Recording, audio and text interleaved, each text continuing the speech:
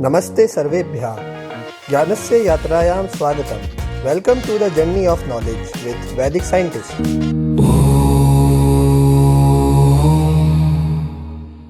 Heights and distances में अब हमारा क्वेश्चन नंबर 11 है। The angle of elevation of the top of a tower is observe to be 60 degree at a point 40 feet above from the above the first point of observation. The elevation is found to be 45 degree. Find the height of the tower and its horizontal distance from the point of observation. तो एक tower है, हमारे tower है, हमने इस point से इसको observe किया, ठीक है। तो जो ये ऑब्जर्वेशन हमने की उसमें हमने पहले इसका एलिवेशन, एंगल ऑफ एलिवेशन निकाला एक पॉइंट ऑफ ऑब्जर्वेशन से। मान लेते हैं वो हमने इतनी हाइट तक निकाला। The angle of elevation top of the tower is observe to be, अच्छा यहाँ से इसकी टॉप पे जो हमारा एंगल ऑफ एलिवेशन था वो आया 60 डिग्री, ठीक है। At a point 40 feet above the first point of observation the elevation is found to be 45 degree. अच्छा, यहीं से हमने अगर 40 फीट ऊपर से देखा होता, अगर इसी पॉइंट के हमने 40 फीट ऊपर से देखा होता, अब हमारा पॉइंट ऑफ ऑब्जर्वेशन ये हो गया है, यहाँ से अगर हमने इसके टॉप को देखा होता तो ओबियसली एंगल कम हो जाएगा क्योंकि ये वाला 60 ज़्यादा स्टीप है और ये वाला कम है, तो ये हमारा आ जाएगा 45 डिग्री। ये हमारे को सवाल में दे रखा है। हमारे को ये हॉरिजॉन्टल डिस्टेंस निकालनी है ये वाली, और हमारे को टावर की हाइट निकालनी है ये वाली, ठीक है। तो इस क्वेश्चन में अब क्या करेंगे हम, हमारे पास दो ट्रायंगल इसमें भी है। तो पहला हमारा ट्रायंगल है ऊपर 45 वाला, तो पहले ये वाला ट्रायंगल ले लेते हैं हम 45 डिग्री वाला। तो 45 डिग्री के तो ट्रायंगल में अब आप एक्सपर्ट हो ही चुके हैं कि इसकी जितनी हाइट होती है उतना इसका बेस होता है। तो इसका बेस हमने कितना लेके चल रहा है, x, ये भी x हो जाएगा। तो इसका बेस x है तो इसकी हाइट भी x हो जाएगी, ठीक है, इसकी हाइट भी x हो जाएगी।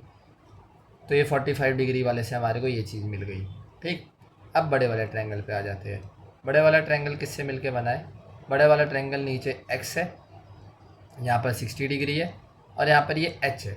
ये h कितना है, यहाँ से यहाँ तक तो ये 40 है और यहाँ से यहाँ तक ये कितना है, अभी हमने निकाला ये x है ना, ये x है, तो इतना ये x है। तो ये h किससे मिलके बना है, h है हमारा 40 और x से मिलके बना है, तो ये हो जाएगा 40 प्लस x फीट, ठीक है, 40 प्लस x फीट। तो अब यहाँ पर हम अपना tan 60 डिग्री लगा लेते हैं। tan 60 डिग्री किसके बराबर आ जाएगा, 40 प्लस x बाई एक्स के। tan 60 डिग्री हमारा होता है √3, यह आ जाएगा √3x equals to 40 plus x. Solve करने के बाद हमारा कुछ ऐसा आ जाएगा, x √3 माइनस 1 इक्वल्स टू 40, और ये डिवाइड में जाएगा तो x की वैल्यू हमारी आ गई 40 √3 माइनस 1, ये हमारे x की वैल्यू आ गई। अब इसको रैशनलाइज कर सकते हैं, वो मैं आपके लिए छोड़ देता हूँ। तो हमारी ये हॉरिजॉन्टल डिस्टेंस तो आ गई, पर हमें हॉरिजॉन्टल डिस्टेंस नहीं निकालनी थी, हमारे को निकालना था हाइट। तो हाइट भी हमें पता है कितनी है, 40 प्लस एक्स है, बस जोड़ दो 40 इसमें, 40 प्लस 40 बाई √3 माइनस 1। 40 ऊपर से कॉमन ले सकते हो, रैशनलाइज करके आंसर डन कर सकते हो। तो हाइट और हॉरिजॉन्टल डिस्टेंस हमारी आ गई। 12th क्वेश्चन कह रहा है, at the foot of a mountain the elevation of its summit is found to be 45 degree. After ascending 1 mile toward the mountain up a slope of 30 degree inclination, the elevation is found to be 60 degree. Find the elevation of mountain. अब ये question थोड़ा अच्छा है। हमने एक mountain बना लिया ऐसे, ये हमारी माउंटेन है, ठीक है। अब इसमें थोड़ा ये कन्फ्यूज़न आ जाता है यहाँ से, ascending 1 mile toward the mountain up the slope 30 degree, ये थोड़ा आसान नहीं है, ये थोड़ा हार्ड क्वेश्चन है। इसमें क्या करेंगे हम, एक मिनट इसको हटा देता हूँ मैं, हाँ। इसमें क्या करेंगे हम, हमने ये बिल्कुल नीचे वाले पॉइंट से जहाँ से हमने चलना शुरू किया, eight the foot of the mountain the elevation of its summit is, अब ये पहाड़ी कुछ ऐसी है, ये पहाड़ी कुछ ऐसी है, यहाँ से चलना शुरू करना है। तो ये जो पहाड़ी का फुट है, ये यहाँ से चलना शुरू करते हैं, वहाँ से इसकी टॉप को देख रहे हैं, इसकी टॉप को देख रहे हैं, तो हमारा जो एंगल आ रहा है वो 45 डिग्री है, ठीक है। ये इसकी इस नीचे वाले पॉइंट की बात है। हमने यहाँ से खड़े होकर पहाड़ी के ऊपर देखा, अब पहाड़ी बिल्कुल ऐसी तो होगी नहीं ना कि बिल्कुल ऐसे रैंप सा बना रखा है, पहाड़ी तो ऊबड़ खाबड़ होती है। तो जब हमने यहाँ से ऊपर गर्दन करके देखी तो 45 डिग्री की हमारे को गर्दन ऊपर मोड़नी पड़ी। पर पहाड़ी कैसी है, पहाड़ी हमारी कुछ ऐसी है, ऐसी ऐसी ऐसी ऐसी करके होगी पहाड़ी, है ना, कहीं से ऊपर कहीं से नीचे। तो मेरे को कैसे पता कि यहाँ से ऐसी ही है, यहाँ से ऐसे करके क्यों नहीं है? क्योंकि उसने अगले ही लाइन में दे रखा है कि हम जब चलते हैं ना तो हम 30 डिग्री की स्लोप के ऊपर चलते हैं। तो मतलब हम कैसे जाएंगे? हम ऐसे करके जाएंगे 30 डिग्री की स्लोप के ऊपर ऐसे 30 डिग्री के ऊपर से जाएंगे। ये रहा 30 डिग्री की स्लोप के ऊपर कितना चलेंगे हम? 1 माइल ऊपर चलेंगे। ठीक है, तो ये कितनी दूरी चलेंगे हम? 1 माइल। तो 1 माइल चलने पर क्या होता है? अब 1 माइल पे पहुँच गए, अब यहाँ पहुँच गए हम। ठीक है, अब पहाड़ी के इस पॉइंट पे पहुँच गए। अब हम पहाड़ी को ऊपर से देखते हैं, तो अब हमारा एंगल है 60 डिग्री यहाँ से। ठीक है, यहाँ से हमारा एंगल 60 डिग्री, क्योंकि ज़्यादा स्टीप हो गया। पहले 45 डिग्री थी, अब 60 डिग्री हो गया। एक बार दोबारा देखते हैं चीज़ को। ये पॉइंट है, हमारी पहाड़ी कुछ ऐसी है। ठीक है, ऐसी ऊबड़ खाबड़ टाइप की है। यहाँ से ऐसे है, फिर यहाँ से ऐसे है, और ऐसे करके ये पूरी पहाड़ी हमारी ऐसे। इसका एक रफ डायग्राम हमने बना लिया। यहाँ से हमने चलना शुरू किया। ये हमें जो यहाँ से चल सकते हैं, चलने वाला रास्ता है। पर चलने वाला रास्ता जो स्लोप बना रहा है वो कितनी बना रहा है? वो बना रहा है हमारी 30 डिग्री की। ठीक है, 30 डिग्री की स्लोप बना रहा है। पर इसको मैं आगे ले जाऊंगा तो ये तो यहाँ वाले पॉइंट के लिए कहीं पर बना रहा है ना 30 डिग्री का एंगल ऑफ एलिवेशन। पर पहाड़ी की चोटी कहाँ है? वो यहाँ पर है। तो इस पॉइंट से अगर मैं पहाड़ी की चोटी को देखूंगा तब लाइन ये वाली बनेगी, और ये वाला एंगल हमारा 45 डिग्री होगा। अब आप समझ पा रहे होंगे। ठीक है, और फिर हम 1 माइल ऊपर चल के आते हैं, और फिर अब दोबारा देखते हैं। तो अब मैं यहाँ से किसको देखूंगा? इसको थोड़ी देखूंगा, मैं इस वाले पॉइंट को देखूंगा। तो इस वाले पॉइंट को जब देखता हूँ तो अब ये हो जाता है 60 डिग्री। तो मेरे को हाइट ऑफ माउंटेन निकालनी है, हाइट ऑफ माउंटेन निकालनी है। ठीक है, तब इसमें अब हम क्या करेंगे? ये हमारा 1 माइल हमने ऊपर चल लिया है। ठीक है, हमने 1 माइल ऊपर चल लिया है। येलो कलर से इसका एक डायग्राम क्लियर सा दोबारा बनाते हैं, एक बड़ा सा। ये हमारा ऊपर वाला ट्रायंगल हो गया 60 डिग्री वाला। ठीक है, 60 डिग्री वाला ट्रायंगल हो गया। ये नीचे हमारा ऐसे करके ये 30 डिग्री वाला ट्रायंगल हो गया। ट्रायंगल नहीं है ये ऐसे सा एक फिगर हो गई ट्रेपेजियम टाइप की। ठीक है, तो अब यहाँ पर हम ट्रायंगल ले सकते हैं ना। अब ये हो गया ट्रायंगल हमारा 90 डिग्री का। ये कितनी दूरी है? ये 1 माइल है। हमें कितनी हाइट निकालनी है? ये वाली हाइट निकालनी है। ये हमारा एम है इसको निकालने का।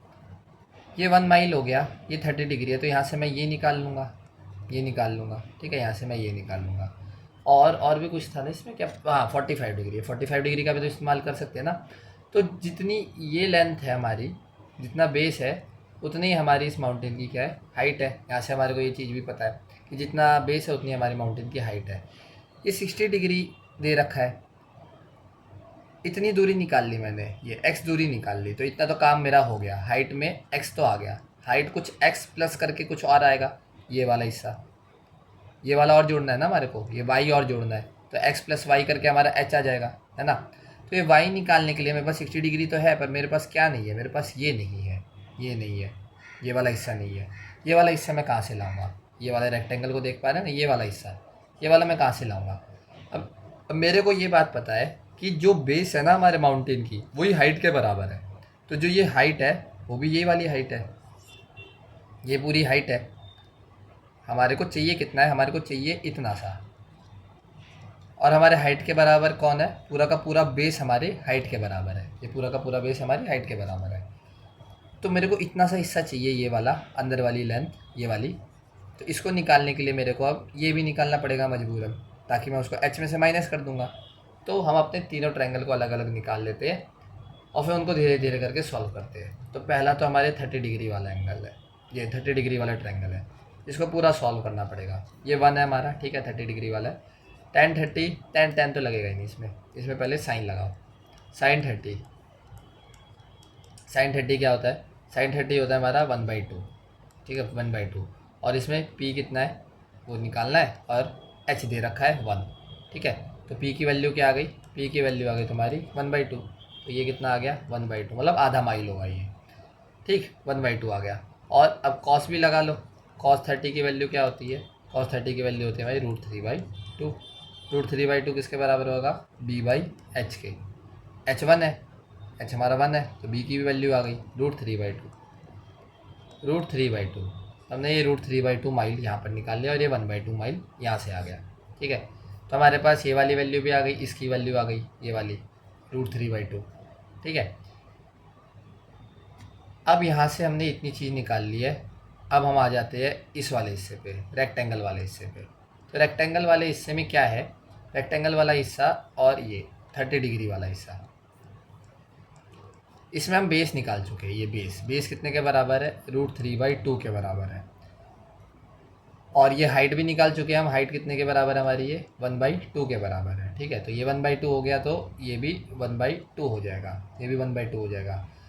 अब ये पूरा बेस कितने के बराबर था, यहाँ से हम चेक कर चुके हैं ना, बेस और हाइट तो बराबर है, तो जितनी ये हाइट होगी उतना ही हमारा बेस होगा, तो ये भी हमारे हाइट के बराबर है। तो ये वाली दूरी निकल गई हमारी, ये वाली दूरी किसके बराबर आ जाएगी, हाइट माइनस √3/2 के, हाइट माइनस √3/2 के आ जाएगी। ओके, ये वाली चीज़ हो गई। अब इसके ऊपर बाकी का कंस्ट्रक्शन पूरा करते हैं। ये था हमारा बाकी का कंस्ट्रक्शन, ये कितना है 60 डिग्री, ये मिल गई हमारे को, क्या है कितनी है ये h माइनस √3/2, ये निकालनी है हमारे को, और उसी में हम 1/2 जोड़ देंगे तो पूरी हाइट आ जाएगी हमारी ये। बस अब यहाँ तक तो मेरे को लगता है आपको क्लियर हो चुका होगा।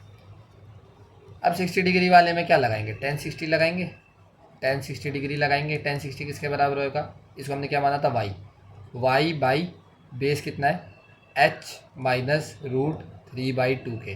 देखने में अजीब लग सकता है पर इसको भी हम सॉल्व करेंगे। tan 60 हो गया हमारा, tan 60 पे फोकस करते हैं, tan 60 हो गया हमारा √3 equals to y by h minus √3/2।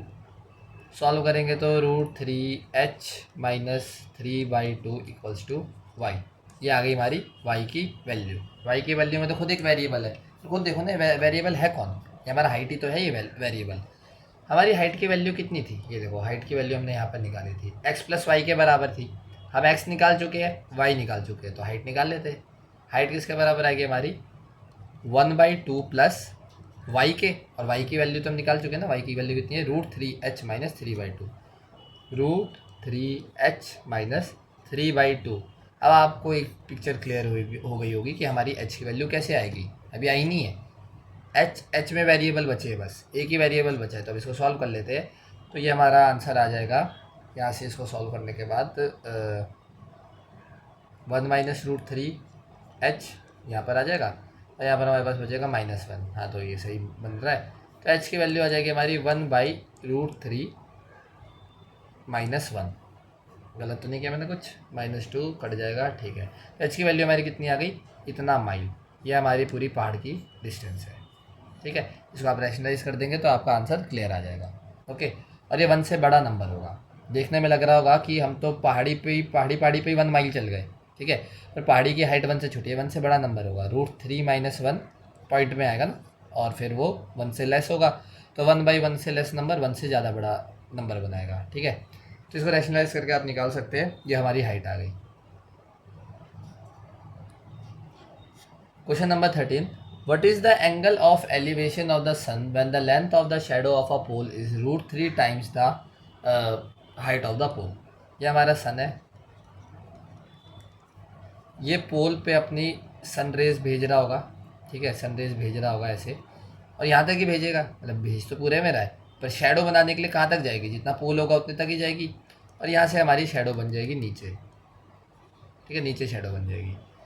तो जो आंखें हमारी यहाँ से एंगल ऑफ एलिवेशन, इस टावर के, ये इस पोल के टॉप को देखने का एंगल ऑफ एलिवेशन बनेगा, ये जो थीटा, वही हमारा सूरज के लिए भी है। सिमिलर ट्रायंगल है ना पीछे से, क्योंकि एंगल तो सेम ही जा रहा है। तो जो सन हमारा एंगल बना रहा होगा इसके लिए, पोल के लिए, वही सेम एंगल हमारा इसका भी है, थीटा। तो एंगल ऑफ एलिवेशन ऑफ सन पूछ लो, या फिर एंगल ऑफ एलिवेशन ऑफ पोल का टॉप पूछ लो, वो सेम ही है। और क्या कह रहा है, what is the angle of elevation when the length of the shadow is √3 time the height of the pole.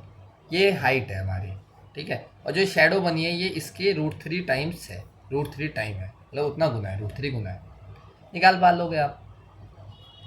Perpendicular base H से एच कटेगा, क्या आएगा 1/√3। ये क्या निकला है, tan थीटा की वैल्यू निकली है। कौन सा tan थीटा है जो 1/√3 देता है, 30 डिग्री, तो निकल गई ना हमारी एंगल की वैल्यू 30 डिग्री। ये तो आसान सवाल था। Question 14, the shadow of a tower standing on a level plane is found to be 60 feet longer when the sun's altitude is 30 degree. Then when it is 45 degree prove that the height of the tower is इतना feet. अच्छा proof का सवाल है, answer हमारे को पहले ही पता है, ये आना चाहिए। निकाल लेते हैं। The shadow of a tower is standing on the level plane. Plane के ऊपर एक, प्लेन ऐसे हमारा समतल ज़मीन है ना, उस पर एक टावर खड़ा है और उसकी क्या बन रही है, प्लेन शेडो बन रही है, ठीक है। और सन का एंगल कितना है, 30 डिग्री है और एक बार 45 डिग्री है। तो पहले देखो 30 डिग्री के एंगल पे, ये 30 डिग्री का एंगल है, 30 डिग्री के एंगल पे इसको हटा दो, ये नीचे के बेस को, तो हम समझदार है ही, समझ जाएंगे। ये 30 डिग्री का एंगल है और ये उतने ही टावर लेंगे और ये 60 डिग्री का एंगल है। किसकी शेडो ज़्यादा बड़ी होगी? ऑब्वियसली बात है 30 डिग्री की, तभी तो वो ज़्यादा फैला रहेगा ऐसे आगे तक और वो नीचे झुक जाएगा हाइपोटेन्यूस, तो एंगल कम हो जाएगा और बेस लंबा हो जाएगा, ठीक है। इतनी चीज़ हमारे को समझ आती है।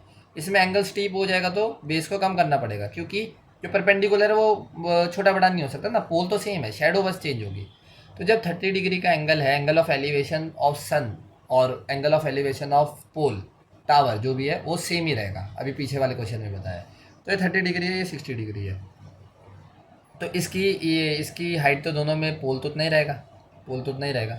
तो इसकी एक बार निकाल लो शेडो की लेंथ और इसकी शेडो की लेंथ निकाल लो। ये है tan 30 degree, tan 30 degree h by x, x लिख लेते, h by x 1/√3 h by x, x की वैल्यू क्या आ गई, √3h, तो ये वैल्यू आ गई √3h, ठीक है, √3h।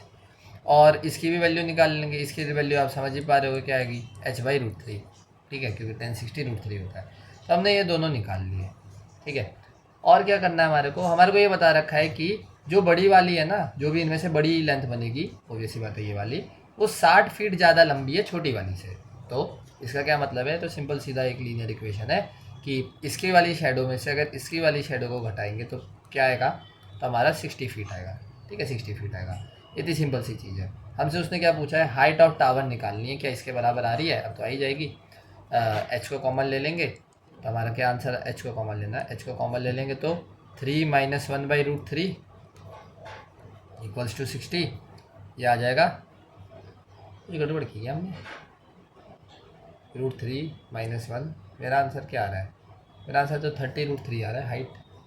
Prove that the height of tower is इतना। The shadow of a tower standing on the level plane is found to be 60 feet longer when the sun's altitude is 30 degree. 30 degree का altitude ये ठीक है।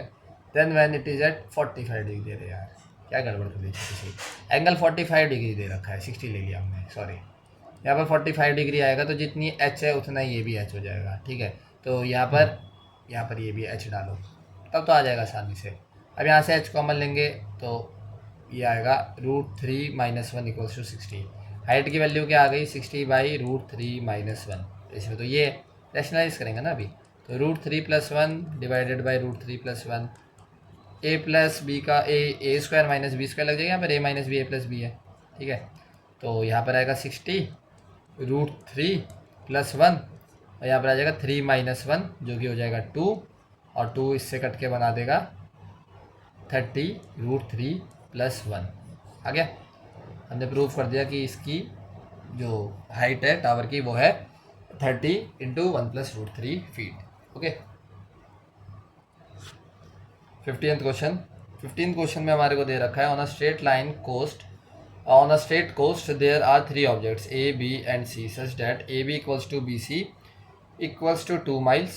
A vessel approaches B in a line perpendicular to the coast and at a certain point AC is found to be subtended an angle of 60 degree. After sailing in the same direction for 10 minutes, AC is found to be subtended 120 degree. Find the rate at which the ship is going.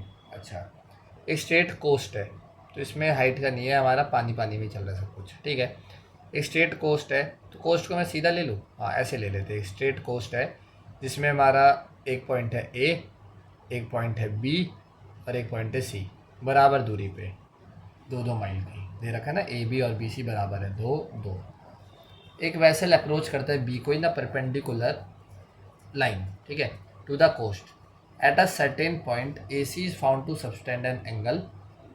अच्छा, AC उस पर angle subtended कर रहा है 60 degree, ठीक है, और perpendicular direction में आ रहा है बी की तरफ आ रहा है ना, ठीक है, बी की तरफ आ रहा है इस डायरेक्शन में परपेंडिकुलरली, तो बिल्कुल मिड पॉइंट पे आ रहा है। और ये ए सी इस पे कितना एंगल सबटेंड कर रहा है, ए सी इस पे एंगल सबटेंड कर रहा है 60 degree. After sailing in the direction for 10 minutes A C is found to be subtended 120 degree. अच्छा, अब ये थोड़ा आगे चलेगा, आगे चल के मान लो ये यहाँ पहुँच गया, कितने देर में पहुँचा ये, 10 मिनट में पहुँचा, 10 मिनट लगा इसने टाइम, तो ये यहाँ से यहाँ पहुँच गया। अच्छा, यहाँ पहुँच गया, तो पहले ज़्यादा एंगल बना था, अब ज़्यादा एंगल बना रहा है, ओबियस सी बात है, जितना पास जाता जाएगा, क्योंकि पास जाने के बाद उसको 180 डिग्री बनाना है, तो ओबियस सी बात है पहले वो 60 बना रहा था, अब वो 120 बनाएगा, और बिल्कुल चिपक जाएगा जब 20 से, तो कितना बनाएगा एसी के साथ एंगल, वो 180 बनाएगा, तो जितना पास जाता जाएगा एंगल फैलता जाएगा। इसका डायग्राम थोड़ा अच्छे से बना लेते हैं।